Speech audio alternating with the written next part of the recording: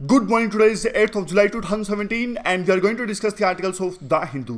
सबसे पहले देख लेते हैं कौन कौन से आर्टिकल्स आज हम डिस्कस करने जा रहे हैं। पहला जो आर्टिकल है बिहार की राजनीति से संबंधित यह आर्टिकल है, एग्जाम के लिए बिल्कुल भी इंपॉर्टेंट नहीं है, इसे हम नहीं डिस्कस करेंगे। नीचे जो आर्टिकल है इलेक्ट्रिक व्हीकल्स यानी जो वाहन बिजली से चलते हैं उनकी ग्रोथ रेट को लेके है और उनका चलन लगातार बढ़ रहा है, तो इंपॉर्टेंट आर्टिकल है, इसे हम डिस्कस करेंगे। बीच में यहाँ पे जो आर्टिकल है आज फिर से इंडिया और इजराइल के बीच में रिलेशंस को लेके हैं।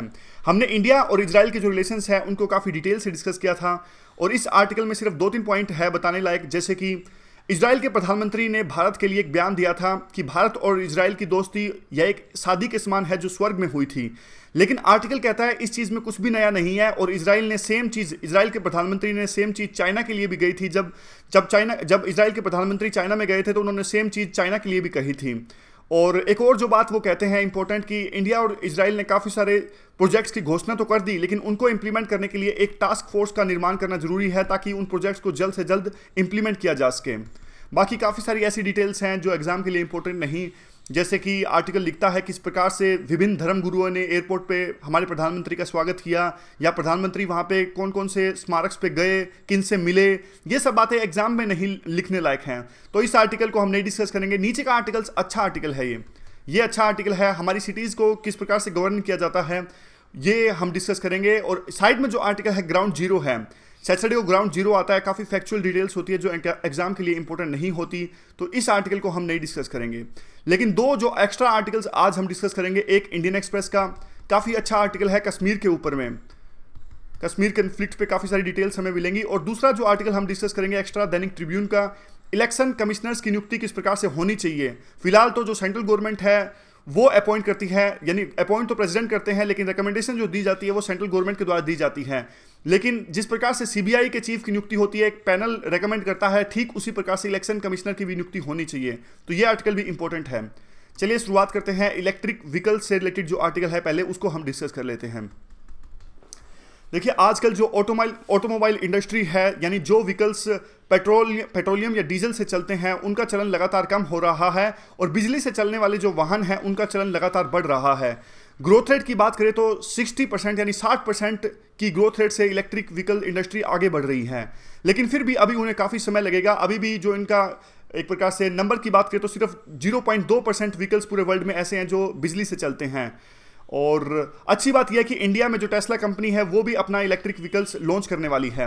उन्हें वैसे तो इसी साल लॉन्च करना था, लेकिन जैसे हमारे इंडिया में एक रूल है कि 30% जो इक्विपमेंट्स हैं यानी जो इनपुट्स हैं वो यहीं से खरीदनी पड़ेगी, हमारे इंडिया से ही खरीदनी पड़ेंगी, तो अभी इंडिया में सप्लाईज उपलब्ध नहीं है इनपुट्स की, और बाद में इस साल के अंत में या अगले साल वो अपना टेस्ला जो कंपनी है अपना व्हीकल लॉन्च कर देगी। कौन कौन से ऐसे फैक्टर्स हैं जो डिसाइड करती हैं इलेक्ट्रिक व्हीकल्स की इंडस्ट्री की ग्रोथ को लेके? देखिए कुछ फैक्टर्स, सबसे पहले तो अफोर्डेबिलिटी, सस्ते होने चाहिए जो इलेक्ट्रिक व्हीकल्स हैं तभी लोग खरीदेंगे, अगर वो बाकी जो व्हीकल्स हैं उनके मुकाबले के होंगे तभी लोग उसको खरीदेंगे।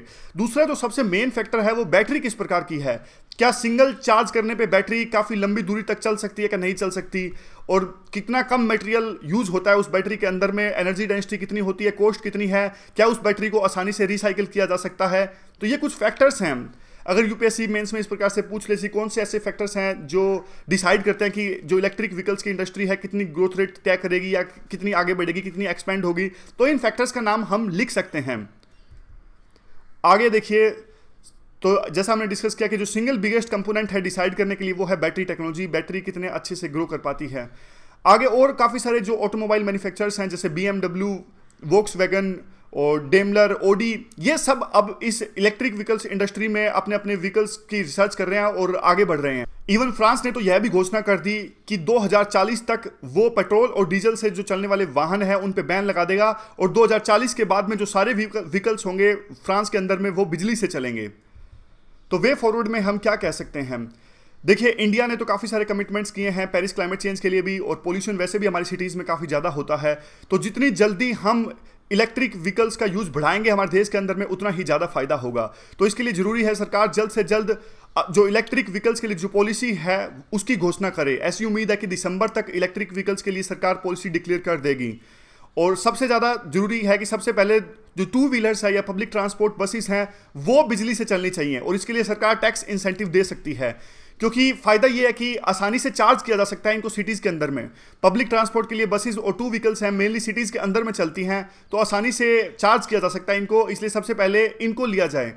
और बाद में देखिए सबसे बड़ा जो चैलेंज ये है कि जो बैटरी के लिए जो नेचुरल रिसोर्सेज यूज होंगे जैसे लिथियम, कोबाल्ट, निकल और जो दूसरी चीजें हैं उनकी अवेलेबिलिटी, और बाद में जो बैटरीज यूज होती है उनको किस प्रकार से रिसाइकल किया जाए, ये भी एक चैलेंज है। तो इस प्रकार से अगर क्वेश्चन आए, मान लीजिए कौन कौन से चैलेंजेस हैं और कौन कौन से स्कोप क्या है इलेक्ट्रिक व्हीकल इंडस्ट्री का, तो ये सब पॉइंट्स हम यूज कर सकते हैं।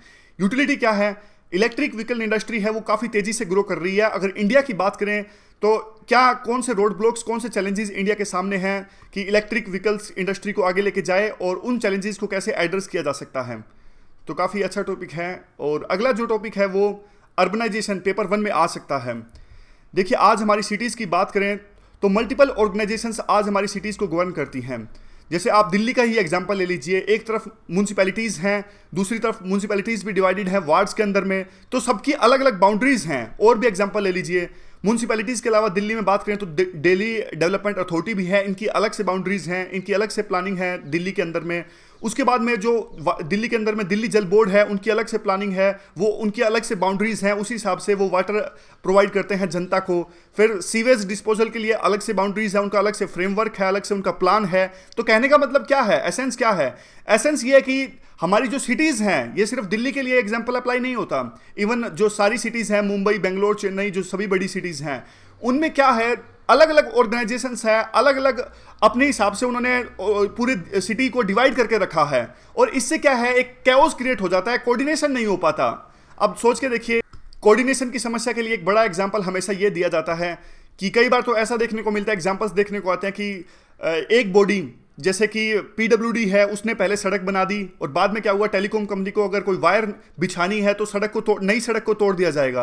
अगर मान लीजिए सेम बाउंड्रीज हो, सेम गवर्नेंस हो, प्रॉपर कोऑर्डिनेशन हो, तो इस प्रकार की जो समस्याएं आती हैं उस प्रकार की समस्याओं को दूर किया जा सकता है, अवॉइड किया जा सकता है। तो एग्जाम्पल यहां पे दे रहे हैं सिंगापुर मॉडल का। तो एक ये कहते हैं कि सभी ऑर्गेनाइजेशंस एक प्लेटफॉर्म पे होने चाहिए ताकि प्रॉपर ढंग से प्लानिंग हो सके, इंटीग्रेशन हो सके और बाद में उन प्लान्स को इंप्लीमेंट भी किया जा सके। तो सिंगापुर प्लान का क्या एग्जांपल है, सिंगापुर में एक अर्बन प्लान, जो एक अर्बन रीडेवलपमेंट अथॉरिटी का निर्माण किया गया था 1991 के अंदर में। अब उस बॉडी ने क्या किया, पूरे सिंगापुर को 5 प्लानिंग रीजन्स में डिवाइड किया, central, west, north, north east और ईस्टर्न रीजन्स, और इसको 55 प्लानिंग एरियाज में भी डिवाइड किया। उसके बाद में 1991 में उसके बाद में जब ये अर्बन रीडेवलपमेंट अथॉरिटी ने 5 रीजन्स में बांटा, सभी की सभी जो ऑर्गेनाइजेशंस है सिंगापुर में, उन्होंने भी इसी प्लान के हिसाब से काम किया। जैसे एग्जांपल देते हैं, स्टैटिस्टिक्स डिपार्टमेंट ऑफ सिंगापुर ने 2000 का जो सेंसस निकाला वो इन्हीं बाउंड्रीज के आधार पर निकाला और इन्हीं 5 रीजन्स के आधार पर निकाला। और ना सिर्फ स्टैटिस्टिक्स डिपार्टमेंट बल्कि आगे जाके पुलिस डिपार्टमेंट है, उन्होंने भी इसी रीजन के आधार पर सारे के सारे जो पुलिस सेंटर्स उन्होंने इस्टेब्लिश किए, इन्हीं 5 रीजन्स के बेस पे इस्टेब्लिश किए और जो 55 एरियाज हैं उनके बेस पे डिसाइड किए। तो काफ़ी ज़्यादा फायदा हुआ सिंगापुर को इस चीज़ से। आज उनकी जो सिटीज़ हैं काफ़ी ज़्यादा सिस्टमेटिक ढंग से बनाई गई हैं और काफ़ी ज़्यादा कोऑर्डिनेशन देखने को मिलता है सिंगापुर के अंदर में। तो आर्टिकल कहता है कि देखिए हमें भी इसी तरह का मॉडल आज अपनाना चाहिए। और देख लेते हैं वे फॉरवर्ड में क्या है। आज देखिए हमारे देश में सरकार ने घोषणा की है स्मार्ट सिटी मिशंस की, कि देश में इकोनॉमिक ग्रोथ को बढ़ाने के लिए और लोगों की क्वालिटी ऑफ लाइफ को इंप्रूव करने के लिए।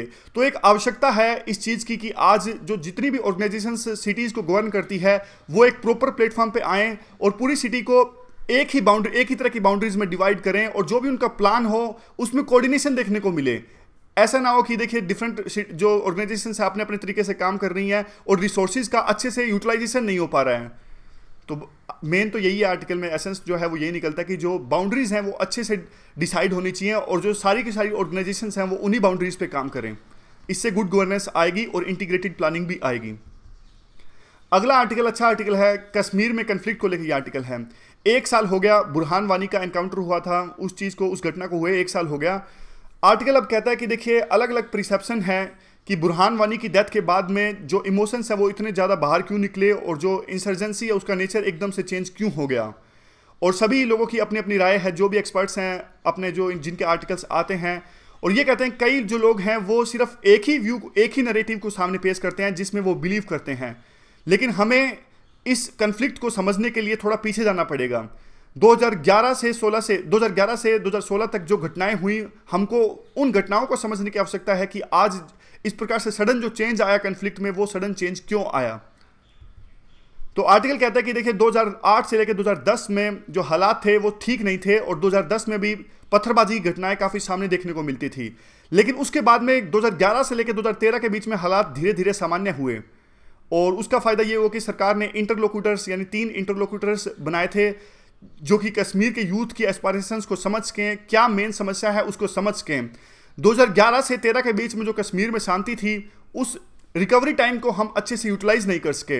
हालांकि इंटरलोक्यूटर्स ने अपनी रिपोर्ट में काफ़ी कुछ अच्छी बातें कही थी, लेकिन हम उस चीज़ को कैसे नहीं कर सके। एक जो उम्मीद की किरण पैदा हुई थी कश्मीर के यूथ में 2011 से लेकर 13 के बीच में, हम उस पर काम नहीं कर सके। और जो कन्फ्लिक्ट चल रहा था उस समय में स्टेट गवर्नमेंट के बीच में, स्टेट गवर्नमेंट बार बार ये डिमांड कर रही थी कि ओस्पा को हटा दिया जाए, स्पेशल पावर्स जो एक्ट दी गई हैं आर्म्ड फोर्सेस को, उनको हटा दिया जाए, वापस ले लिया जाए, और आर्मी लगातार इस चीज़ का विरोध कर रही थी। तो इस चीज़ ने, इस कन्फ्लिक्ट ने एक रोंग नैरेटिव तैयार कर दिया। सबको लगा कि जो आर्म्ड फोर्सेस हैं वो सभी समस्याओं का मूल जड़ है वहां पे। तो एक रोंग नैरेटिव गया, एक रोंग मैसेज गया वहां पे यूथ के अंदर में। इससे बाद में जैसे बुरहान वानी ने जिस प्रकार से आगे जाके सोशल मीडिया का यूज किया परसेप्शन को बदलने के लिए, तो इस चीज़ ने आग में घी डालने का काम किया। और लगातार गवर्नमेंट्स और दूसरी जो एस्टैब्लिशमेंट है, उन्होंने इस चीज़ का लगातार विरोध किया, लगातार इग्नोर किया उन्होंने इस चीज़ का। उन्होंने सोचा कि इक्का दुक्का ये चीज़ें हैं, और बड़ी पिक्चर वो नहीं देख पाए। और उसके बाद में क्या हुआ, 2004 में बाढ़ आई कश्मीर के अंदर में, इलेक्शंस भी हुए। इलेक्शंस में पीडीपी और बीजेपी का गठबंधन देखने को मिला, और काफ़ी उम्मीदें थी, काफ़ी एक्सपेक्टेशंस थी लोगों को, लेकिन वो गठबंधन भी कहीं ना कहीं लोगों की उम्मीदों पे खरा नहीं उतर सका। बाद में जो पीडीपी के लीडर थे मुफ्ती मोहम्मद सईद, उनकी भी डेथ हो गई। तो काइंड ऑफ सिचुएशन एकदम से खराब होती गई, और धीरे धीरे जो इस्टेब्लिशमेंट का, अथॉरिटीज़ का जो एंगेजमेंट था लोगों से, वो बिल्कुल कम हो गया। और सेपरेटिस्ट ने भी धीरे धीरे धीरे अपनी सो कॉल्ड जो इनकी मूवमेंट है उसको एनर्जाइज यानी एनर्जी देना स्टार्ट कर दिया और भड़काना स्टार्ट कर दिया। हमने काफ़ी सारे ऐसे लेसन्स थे जिसको हम सीख सकते थे पास्ट से, लेकिन हमने उनको भी इग्नोर किया। और लगातार जो यूथ थे जो मिलिटेंसी को अपना रहे थे, लेकिन हम एक पैटर्न नहीं देख पा रहे थे उस चीज़ में, कि जिस प्रकार से जो यूथ हैं वो आर्म्स को स्नैच करते हैं, और बाद में कई जो मिलिटेंट्स हैं वो मारे भी जाते थे इस प्रकार की एक्टिविटीज़ में। लेकिन वो चीज़ सोशल मीडिया पे ज़्यादा से ज़्यादा शेयर हो रही थी। हमने सोचा कि हमारी जो अथॉरिटीज़ हैं उन्होंने सोचा कि इतनी कोई ज़्यादा खास घटनाएं नहीं है, लेकिन जो वर्चुअल वर्ल्ड में चल रहा था, जिस प्रकार से बहुत ज़्यादा शेयरिंग हो रही थी उन चीज़ों की, हम वो नहीं समझ पाए, और हमें उस पैटर्न को समझना बहुत ज़रूरी था। आगे क्या हुआ, उसके बाद में रिलीजन यानी धर्म के नाम पे भी रेडिकलाइजेशन बहुत ज़्यादा होना स्टार्ट हो गया। और हमारी आर्मी जो थी वो लड़ाई लड़ रही थी गन ऑन गन के बेसिस पे, लेकिन रिलीजन के नाम पे जो रेडिकलाइजेशन हो रहा था उसका काउंटर करने के लिए गवर्नमेंट ने कोई भी एक प्रकार स्टेप्स नहीं उठाए। और देखिए बात यह कि आर्मी इस प्रकार का वार लड़ने में सक्षम नहीं है। आर्मी तो देखिए हमारी आर्मी तो देखिए मिलिटेंट से मुकाबला कर सकती है, फिजिकल वर्ल्ड में वार लड़ सकती है, लेकिन जो पाकिस्तान के द्वारा जो प्रोपेगेंडा चलाया जा रहा है, जो मिलिटेंट्स के द्वारा जो प्रोपेगेंडा चलाया जा रहा है, उसके लिए तो हमें ज़्यादा एफर्ट्स लगाने की आवश्यकता थी। और जो इंटेलिजेंस एजेंसीज हैं वो इस बात को समझ सकती थी, लेकिन उनमें परसुएशन पावर्स नहीं थी। वो बड़े स्तर पर जो इस तरह के एफर्ट्स चलाएं या फिर प्रोपेगेंडा चलाएं, उस पाकिस्तान द्वारा चलाए गए प्रोपेगेंडा को काउंटर करने के लिए वो स्टेप्स उठा पाने में सक्षम नहीं थे। काइंड ऑफ एक प्रॉपर एजेंसी नहीं थी जो ये वर्चुअल वर्ल्ड में जो लड़ाई लड़ी जा रही थी उसका काउंटर करने के लिए। तो क्या लेसन है, कौन से लेसन हम सीख सकते हैं ताकि फ्यूचर में इस तरह की गलती ना हो। सबसे पहले तो देखिए हमें इस चीज़ को समझने की जरूरत है कि अगर मान लीजिए छोटे लेवल पे, लोअर लेवल पे, अगर मिलिट्री लेवल पे हमें थोड़ी बहुत अचीवमेंट्स मिलती है, तो हमें ये नहीं सोचना चाहिए कि हालात अब बिल्कुल सामान्य हो गए हैं। हमें सोशल पैरामीटर्स भी देखने चाहिए, उसके बेस पे हमें डिसाइड करने चाहिए कि वास्तव में जो हालात सामान्य हुए हैं या नहीं हुए हैं। और हम हिस्ट्री को नहीं भूल सकते। इतिहास इस चीज़ का गवाह है कि बार बार जो है टेररिस्ट और जो पाकिस्तान के द्वारा कोशिश की जाती है फिर से कन्फ्लिक्ट पैदा करने की, और हम एक प्रकार से आराम से नहीं बैठ सकते, और हमेशा हमें लड़ाई लड़ते रहनी होगी ये जब तक बिल्कुल हालात सामान्य ना हो जाएं। और एक कुछ गलती डिप्लॉयमेंट फोर्सेस की डेवलपमेंट में हुई। जो हालात थे वो ज़्यादा खराब थे साउदर्न कश्मीर के अंदर में, लेकिन सिर्फ एक हेडक्वार्टर था साउदर्न कश्मीर में और 3 हेडक्वार्टर थे नॉर्दर्न कश्मीर में, और उसी का फायदा उठाते हुए जो मिलिटेंसी थी वो एकदम से एक्सपोनेंशियली इंक्रीज हो गई। और बाद में आर्मी ने इस बात को रियलाइज किया, और अब लगातार मिलिटेंसी को काउंटर करने के लिए साउदर्न कश्मीर में भी एफर्ट्स लगाए जा रहे हैं। तो बात यही है सिंपल, ये सिर्फ लड़ाई फिजिकल डोमेन की नहीं है, बात ये साइकोलॉजिकल डोमेन में भी है, वर्चुअल वार भी है, और जो परसेप्शन का वार चल रहा है वो भी है। काफ़ी जो नेचर है कन्फ्लिक्ट का, काफ़ी अलग कन्फ्लिक्ट नेचर है इसका। वे फॉरवर्ड क्या हो सकता है इस बात का? इस आर्टिकल का देखिए वे फॉरवर्ड ये है कि जो डिप्लॉयमेंट होनी चाहिए फोर्सेस की वो बैलेंस्ड होनी चाहिए। ऐसे नहीं कि साउदर्न कश्मीर में सिर्फ एक हेडक्वार्टर, वहाँ पे काफ़ी कम फोर्सेस, और नॉर्दर्न कश्मीर में ज़्यादा। और जो कन्फ्लिक्ट है वो कहीं से भी आ सकता है, कौन से भी रीजन से आ सकता है। और दूसरा जो मेन पॉइंट ये है कि हमें स्टेप्स उठाने पड़ेंगे, सरकार को स्टेप्स उठाने पड़ेंगे, ताकि साइकोलॉजिकल डोमेन और वर्चुअल डोमेन में भी वार का मुंहतोड़ जवाब दिया जा सके।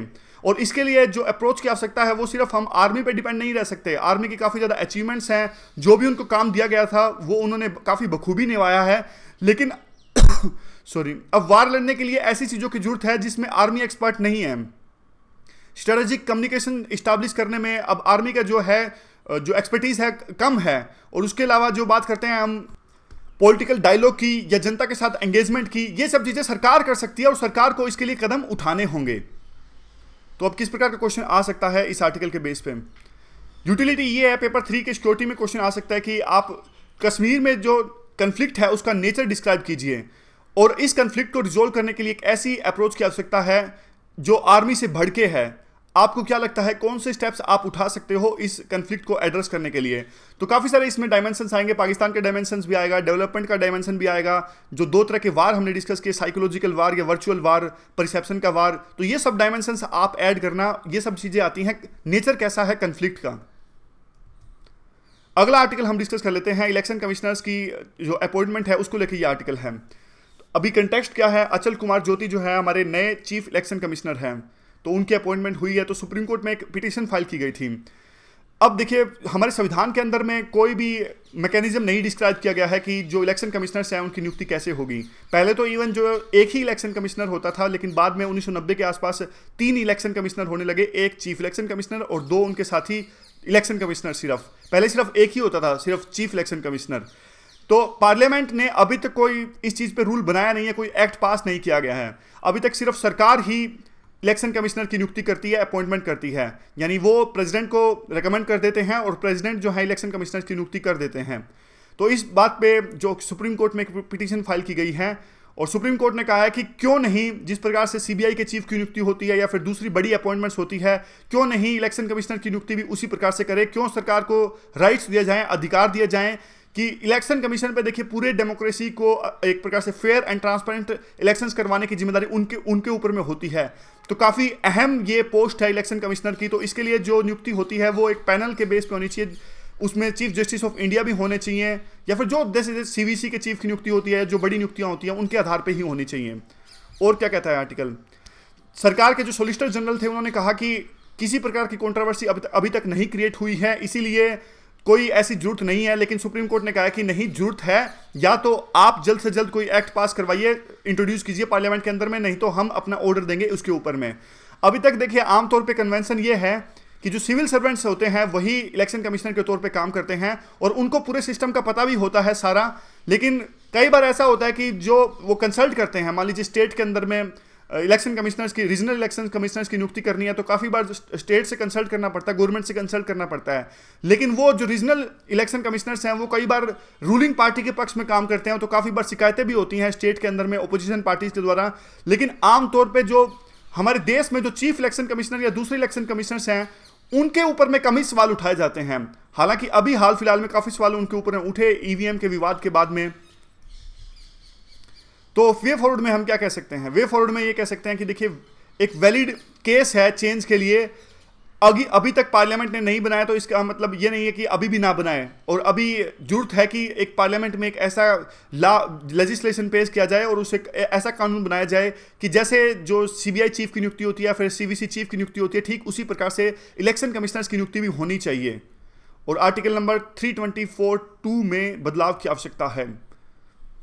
बस आगे तो सेम वही बात आती है कि अगर पार्लियामेंट ऐसा नहीं करती है तो सुप्रीम कोर्ट ऐसा करेगी, इसलिए सेंट्रल गवर्नमेंट के पास में अभी काफ़ी कम ऑप्शंस उपलब्ध हैं।